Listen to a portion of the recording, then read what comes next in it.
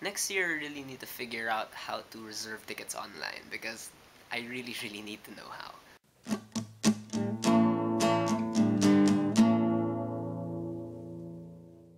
Alright, so this is part 3 of my Cinemalaya 2014 coverage. I was only able to watch 13 movies out of the 15 full-length films in competition this year, so I missed Justicia and Children's Show. But, today I'll be bringing you the 4 last movies I was able to see.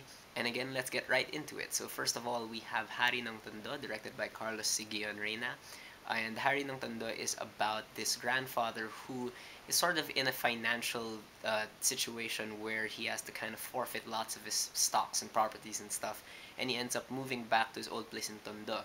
And he brings along his two grandchildren who are having trouble with their parents, and they all kind of learn how to live again in like this poorer society, but it's more of a community really. And Hari ng Tondo really is just plain fun, Like among all the Cinemalaya movies this year, this one was just the most fun to watch. It's the lightest, it's the funniest, at least in my opinion. And it's just fun to watch. And the thing that really makes this movie so likable is the fact that the characters are so likable. You have this whole cast of characters, and they're all great fun to watch. Even if they're antagonists or anything, they are still kind of funny in their own way. They are when they're in a scene together, it just feels like these people are having fun.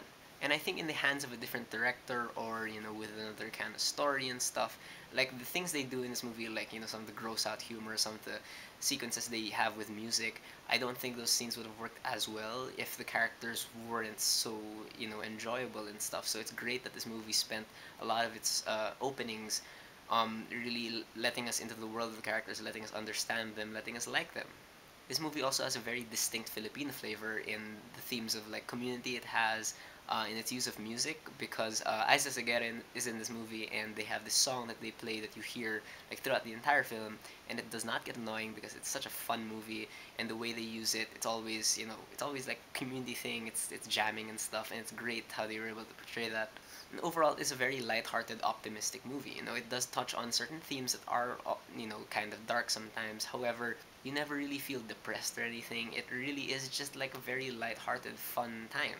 And one thing you'll notice about Hari ng Tondo is that it feels like a stage play a lot of the times, because a lot of the emotions and characters and stuff are very heightened, and sometimes they're sort of outrageous and preposterous. However, you can kind of give that a pass because it works for this style of filmmaking. However, the whole stage play vibe also can have some bad things in it, in the sense that like let's say some of the characters, like the antagonists, they're complete caricatures, and there's the reasons behind their actions seem very, very shallow, and it feels like they are kind of stupid in that regard.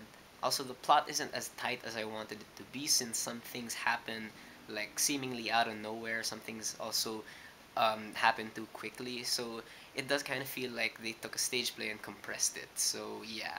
However, I would say that Hari ng Tondo is a pretty good movie actually. Like again, it's just like the kind of movie you come to with your family and just have a blast with it. Alright, and next up we have Asintado, directed by Louis Ignacio. And this is a story about this town with this annual festival they have called the Taong Putik Festival, where some Filipinos back in the Japanese occupation had to hide in the mud and were able to hide from some Japanese soldiers, and so they celebrate that every year. But now this year, while preparing for it, this kid somehow gets himself into a drug deal, and bad things ensue.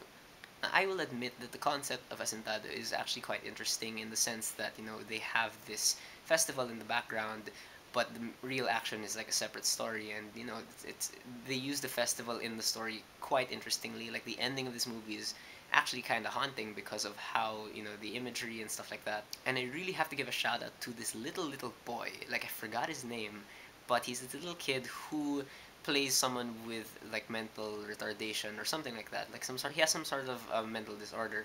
And borrowing a term from Tropic Thunder, as crude as it may sound, he didn't go full retard. And it actually worked a lot in his favor. Like he was so committed to his role. He was, for me, the best part of this movie. He was just so fun to watch. However, for all the ambition Asentado had, production values really just let it down. Like it just ran out of budget at a certain point, and this one movie that again died in the post-production stage. Like the editing is it's so bad. Like I don't know what happened to it. Like the cuts are so awkward and stuff. So there's no real sense of urgency to the story, which is weird because it should have the sense of urgency. Like as soon as this kid gets into his drug deal and stuff, it should be like, what are you doing? But there's never a moment where you feel like that. You're just waiting for this movie to end, honestly. And I hear that Louis Ignacio, the director, came from local TV, and you can really see it in his direction because honestly, like there's just no imagination in it. Like it's very static. It's just switch from cam one to cam two all the time, and it's just I really wish it didn't do that. And so much of the dialogue in this movie is so flat and uninspired.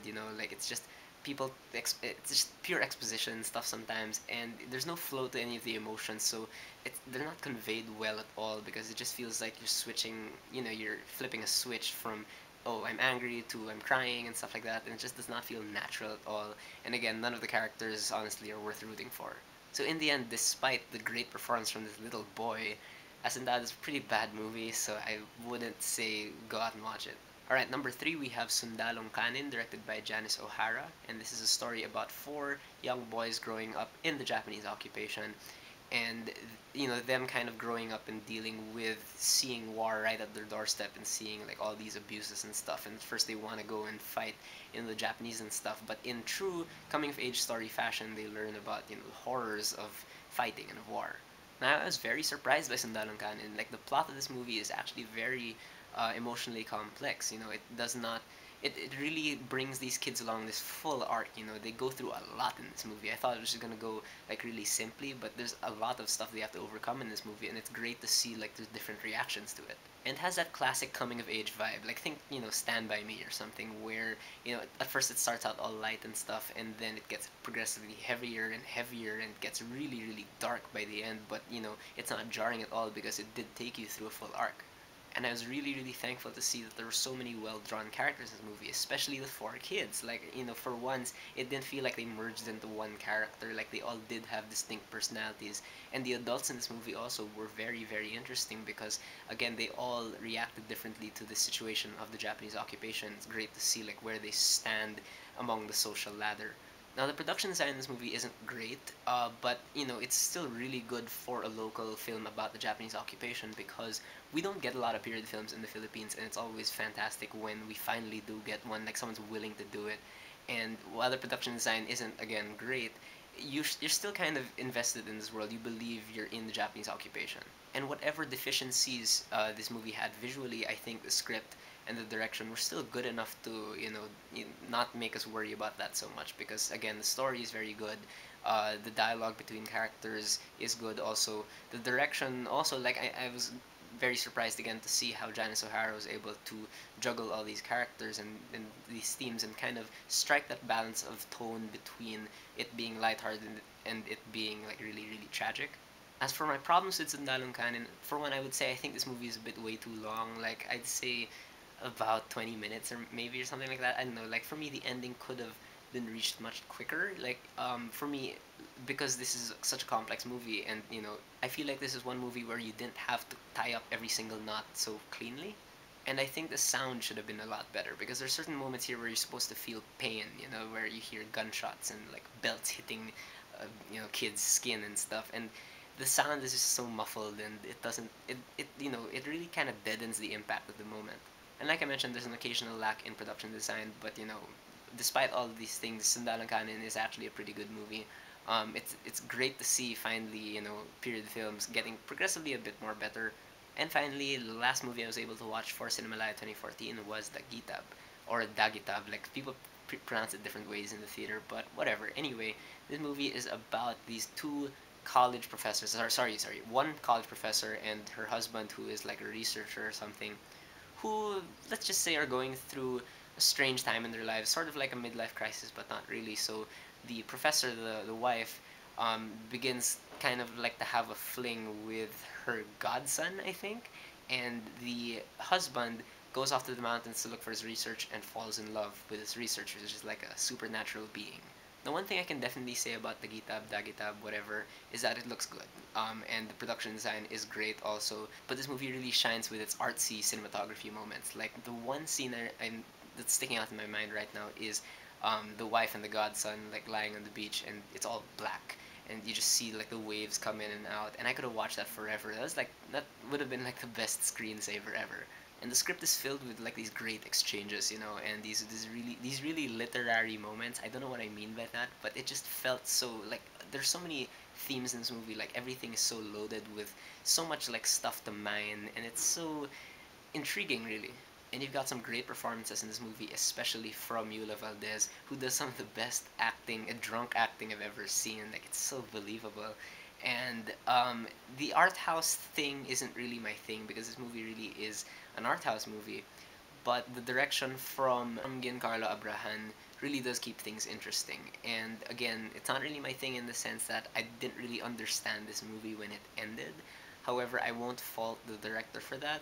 I did think that he was able to keep me interested in what was happening because, like I said, I didn't really know like where this movie was going. So yeah, at least he didn't keep me bored. However, unfortunately, in the same way, the artsiness kind of confused me more than it affected me.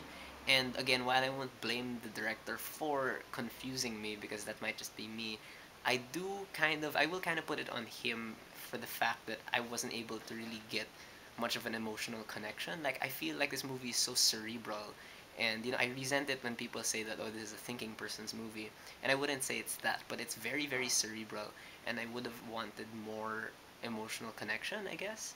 Or maybe I'm just like a rock, I'm just like I have a stone heart or something, and I just didn't get the emotion. But whatever, that's me. However, legitimate problem though, I did think that the character of the young kid, the godson, who's like a writer and stuff, I felt like he was really really out of place because not only was his acting not as good as Yula Valdez and Nani Ben Camina, I also thought like his dilemma, his storyline wasn't thematically consistent with the other two. And I know he ties in obviously to Yula Valdez's character's storyline, but him on his own, like I didn't understand why we needed to know him that much. But my biggest problem with this movie was that everything after a certain point in the movie, like I'd say about an hour into the movie or an hour 15 or something, just completely lost me because, up to that point I kind of was able to follow it. I thought it had direction. Then after this certain point, suddenly it's just all up in the air and felt very, very random at points. And I don't know, again, that might just be me. It might just be too artsy for me. I'm not, cultured enough. But in the end, I'd say Dagitab is an okay movie. I know a lot of people like it much better than I do, so great for them, yeah. But I'd like someone to tell me what they think this all meant. And that's it. That's Cinemalaya 2014 for this year. Yeah, I guess one more year till the next Cinemalaya, but I really, really do hope, let's say like UP, you're fully booked and stuff, screen these movies again because some of them are definitely worth checking out. The Cinemalaya results also came out, and I'm very angered by them. I think Marikina should have won a lot more stuff than it did. I didn't think Buaya deserved a lot of its wins, honestly. Again, I haven't seen Justicia, which I hear is okay, with a great performance from Nora Nor. I haven't seen Children's Show, which I hear is great, great, great. So, hopefully you'll be able to catch those and bring them to you. But until then, like, just keep an eye out for these Cinemalaya movies if you haven't seen them yet, and do check them out because these independent filmmakers in the Philippines, like, they really do need your support. Don't pirate them or anything. Like, they really, really are working hard, and they're very, very original, even if they're not, exactly good all the time. But they do need your help, so please support them.